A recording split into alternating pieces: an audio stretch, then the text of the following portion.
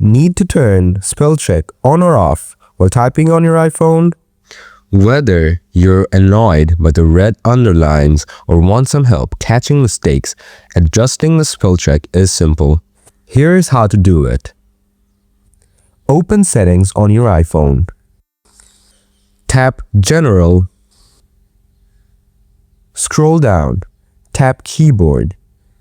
Scroll down and locate the Check Spelling toggle. Toggle on to enable spell check. The switch will turn green, or toggle off to disable it. The switch will turn gray. Test the setting. Open any app like Messages or Notes and start typing. If spell check is enabled, misspelled words will be underlined in red. Tap on the underlined word to see spelling suggestions. That's it. With just a few taps, you can quickly adjust the spell check feature on your iPhone to suit your needs. If you found this guide helpful, please give it a thumbs up and subscribe for more iPhone tips.